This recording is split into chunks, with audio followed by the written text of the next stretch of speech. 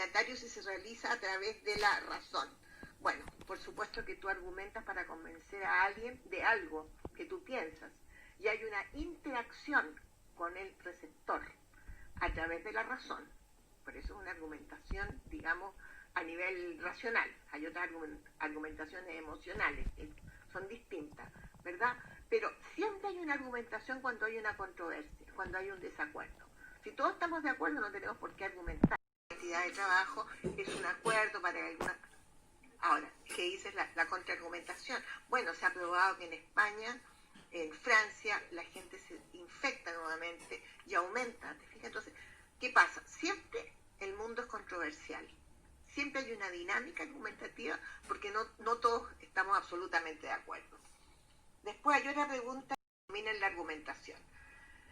Sabemos que tú tratas de influir en otro, ¿verdad? Por lo tanto, podemos decir que la función es conativa, es decir, buscar un acuerdo. Apelativa también, la función apelativa. Yo estoy apelando a tu razón para que ¿te fijas? Para que tú me encuentres, estés de acuerdo con lo mío. Entonces, la función apelativa del lenguaje. Ahí nosotros pasamos las funciones de Chomsky, en un texto argumentativo. Por supuesto, la tesis, en la cual yo parto de un supuesto, el respaldo de la tesis, ¿no es cierto?, la descripción de la argumentación y la conclusión. ¿No? Yo parto de una conclusión. Cuando yo pedí las investigaciones, precisamente pedí todo esto, y que introdujeran, por supuesto, conectores pragmáticos y también vocabulario. La argumentación racional y la argumentación emocional, que se transforma en persuasión. Yo utilizo la persuasión para convencerte. Generalmente se usa en el mundo de los negocios, en el marketing. Por ejemplo, tú usas zapatillas hace 5 años. ¿Cómo es posible? Las están nuevas pero pasaron de moda. ¿Te fijas? Entonces, yo te persuado a que sigas a la moda. Racionalmente tú lo necesitas porque tus zapatillas están regias.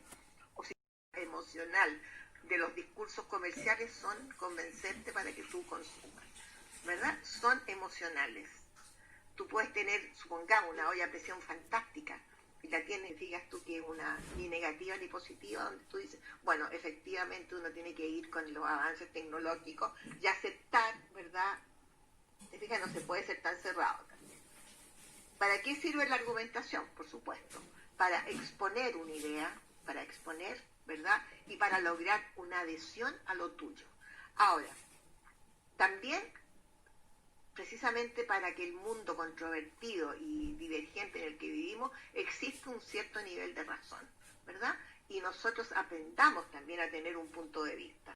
Nuevamente, una forma de convencer al otro, ¿verdad?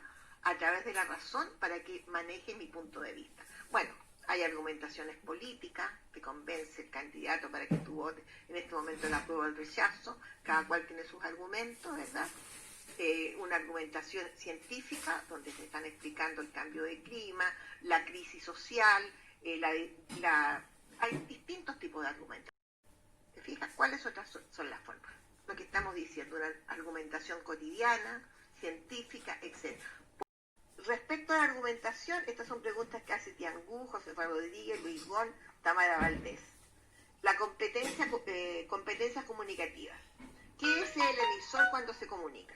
Bueno, ahí está la competencia. Que el emisor desea que el receptor lo comprenda, lo entienda. Por lo tanto, tiene que usar un lenguaje eficaz, claro, preciso, coherente y cohesionado.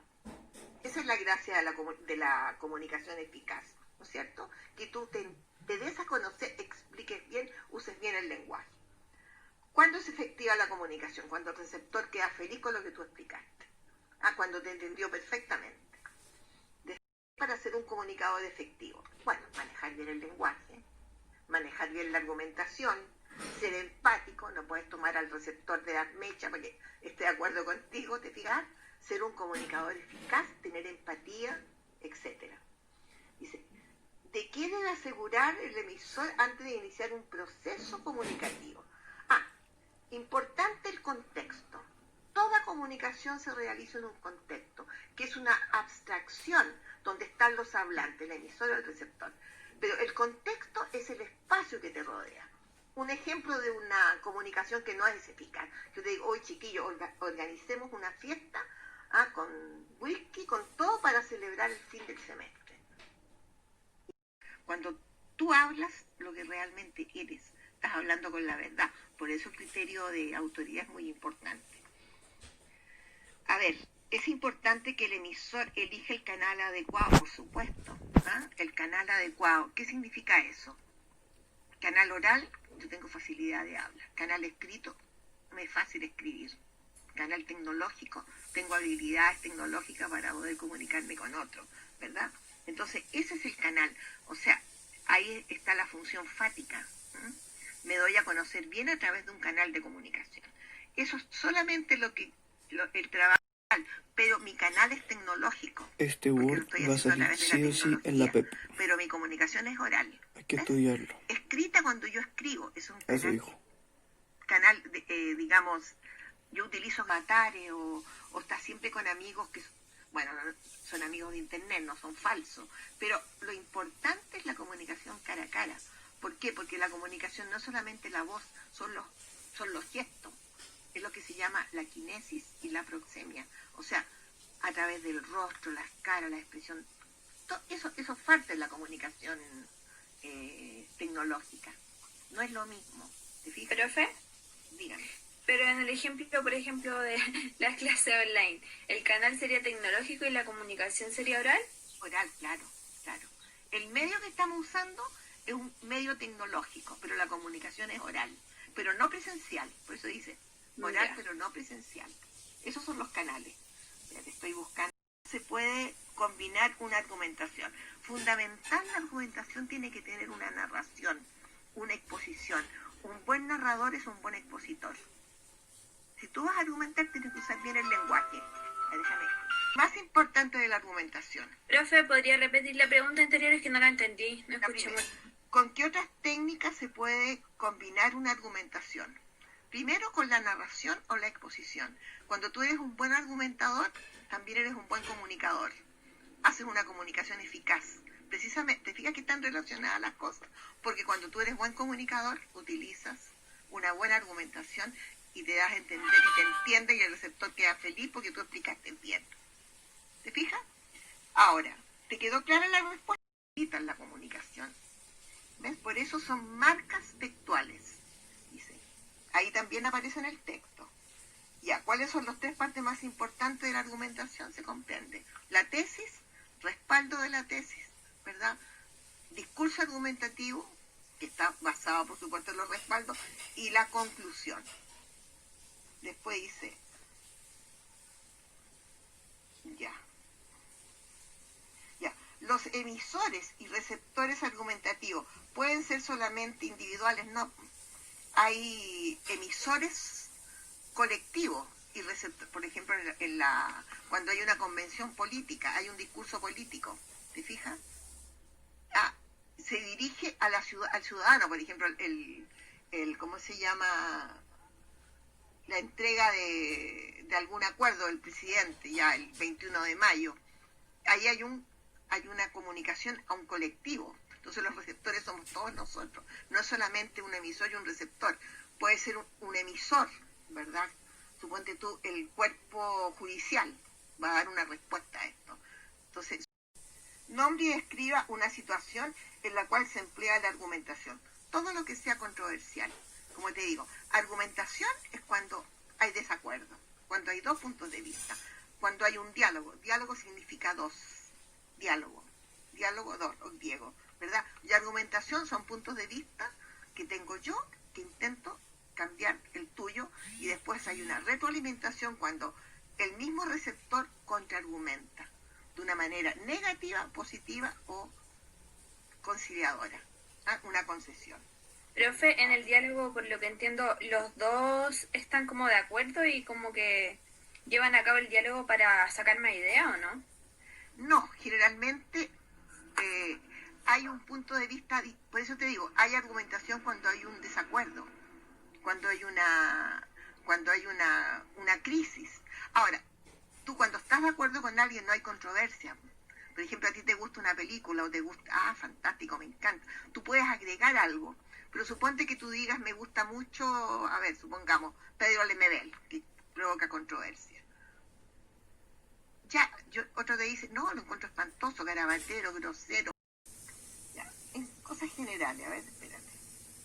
Marcas discursivas, lo que estábamos hablando, los conectores pragmáticos. Esos son marcas. Toda argumentación tiene que usar conectores. Unir, ¿te fijas? Unir el discurso. Por lo tanto, por consiguiente, yo no estoy de acuerdo porque voy a dar unos ejemplos. ¿Por qué motivo? Todo lo que ustedes están hablando es inadecuado. Primero, hubo una estafa. Segundo, esta persona, ¿te fijas? En primer lugar, en segundo lugar, por lo tanto, por cuánto. Entonces, los conectores pragmáticos son fundamentales en todo lo que sea argumentación. Espérate. Y después, el orden y la disposición de los argumentos tiene alguna importancia en la presentación. Lógico, el orden. Toda la argumentación racional es coherente y cohesionada. Por ejemplo, si yo parto diciendo, imagínate que yo voy a hacer una exposición y digo, en conclusión, no me gusta cómo la gente presenta la problemática en conclusión. Y al final voy a decir mi tesis. No, pues yo tengo que partir por la tesis. Yo puedo decir, por ejemplo, la educación. Hace 10 años atrás tenía programas educativos, el lenguaje de los presentadores era excelente. Yo parto de esa tesis. Cuerpo argumentativo, hay ciertos programas como Almorzando en el 3, nombre varios, en los cuales les puedo preguntar en la prueba. ¿Por qué en su investigación usaron la coherencia y la cohesión? ¿Qué elemento de la coherencia y cohesión fue importante en la investigación que ustedes realizaron? ¿Te fijas? Más que nada hacer un análisis de cómo aplicaron ustedes el discurso argumentativo en su investigación. Y eso los va a ayudar a reflexionar, porque yo les digo, muchos me copiaron la copia feliz del Edén. Me pusieron ahí dos o tres pinceladitas con ortografía, con vocabulario. Y hay otros que lo hicieron excelente. ¿Te fijas? Ahora yo entiendo que están haciendo ejercicios y que hemos tenido, desgraciadamente, estos cursos online, porque cuando yo trabajo en argumentación para que sea eficaz. ¿Te fijas? Después,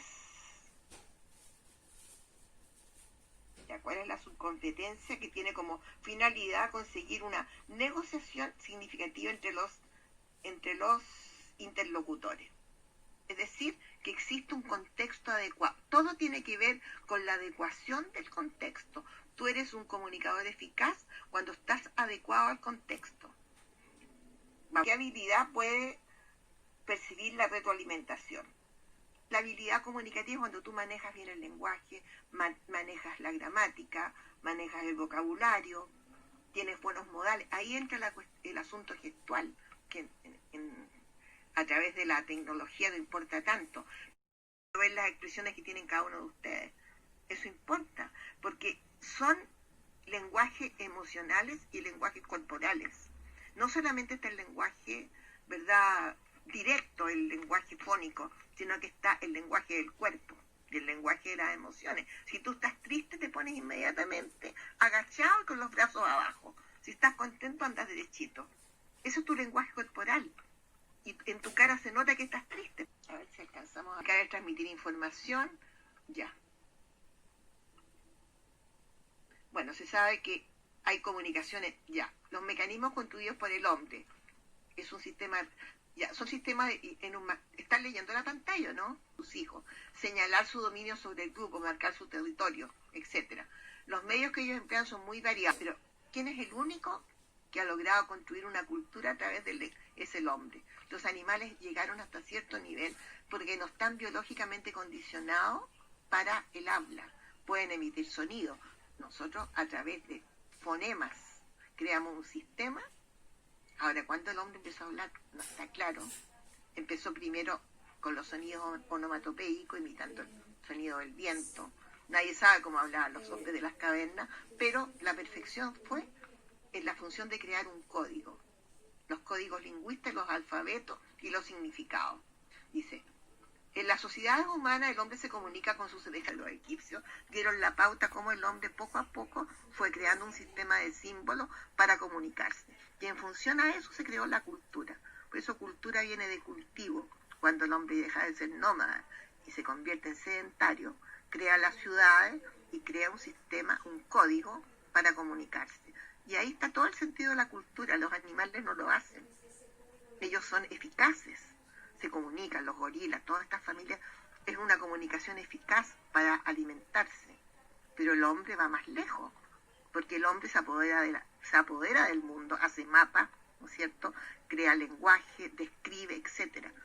¿Te fijas? Entonces ahí está, los que son religiosos dicen, el hombre dejó el paraíso terrenal cuando inventó el habla, y los animales se quedaron allí, nunca salieron del paraíso. Claro, porque el hombre, cuando inventó el lenguaje, inventó el tiempo, la historia, sabe que es finito, que va a morir.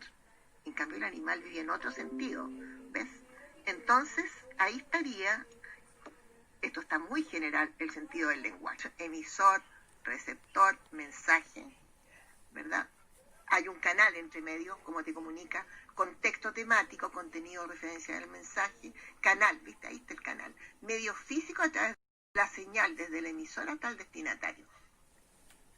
Mi comunicación oral es tecnológica, porque estoy usando la luz. Se corta la luz o me cortan el sur, hasta ahí llegamos. Como pasó en la clase pasada, que tuvimos que comunicarnos por 1000. ¿Te fijas? Pero no se podía comunicar atrás. Código, ese es el lenguaje que utiliza para transmitir el mensaje. ¿Por qué me entienden ustedes? Porque tenemos el mismo código, español, ¿te fijas? O castellano. Debiera ser castellano, no español, porque se habló en Castilla, se habló y esa fue la lengua oficial. Código. Si ustedes tuvieran un código distinto al mío, fueran japoneses, no entenderían nada, ¿te fijas? O sea, nos comunicamos porque tenemos un código común, fonemas comunes, significaciones comunes, ¿te fijas? Distintos contexto situacional, lugar y tiempo en que se da la comunicación. Mi contexto situacional en este momento dar clases en una universidad, por lo tanto mi comunicación tiene que ser adecuada, es decir, enseñar. No les puedo contar chistes, por ejemplo, o leer el último chiste de Condorito, ¿te fijas? Porque contexto situacional, institucional, tengo que poner notas, ustedes tienen que escuchar, ¿te fijas? Ya, proceso comunicativo. Cuando el destinatario es un ser humano, la diccionaria de la Real Academia Española dice hacer a otro partícipe de lo que uno tiene. Eso es comunicar. ¿Ah? Comunicar viene de comunidad. Se creó la comunidad y se creó el lenguaje. Tú no naces hablando, hablas porque naciste en una comunidad lingüística, en una familia. La familia te enseñó un código español. ¿Te fijas? Si hubiese sido chino, el chino, etcétera. Entonces, el lenguaje es comunicación, porque es producto de una comunidad. Ahora, las personas que no están en una comunidad lingüística, acá en Chile pasó el caso de un niño que fue criado, existió, ¿eh? Lo estudiaron los lingüistas, el caucau, lo criaron los perros cuando era chiquitito, le mamaba una perra, y el niño se comunicaba a través de ladrido, y por supuesto que retardó todo su conocimiento porque no tuvo el estímulo del lenguaje. Ustedes cuando han hablado del hombre, existió el niño lobo, un niño que se cayó de un carromato en el siglo XVIII y lo criaron los lobos. Lo encontraron después, aullaba como los lobos, no sabía hablar, estaba lleno de pelos también, porque es una reacción al ambiente. Murió muy joven, ¿verdad? Y fue estudiado por todos los lingüistas. También va quedando atrás tu habilidad neuronal, porque hablar es un estímulo constante, escribir es un estímulo constante, leer es un estímulo constante. Ahora, si tú no lo haces, te retarda. Por eso es un problema cuando los niños se crían en el Sename. No es que sean niños atrasados, pero les cuesta ponerse al día y lo logran, de repente son fantásticos. ¿Por qué? Porque nadie les habló cuando eran chicos. El habla es un acto que involucra un proceso en el cual los seres humanos se relacionan para transmitir ideas, conocimientos o emociones que se expresan a través de signos. Ese es el lenguaje. ¿Por qué nos expresamos a través de signos? Porque todo lo que nosotros hacemos es conocer un código que tiene signos. La M, la L, la F son fonemas.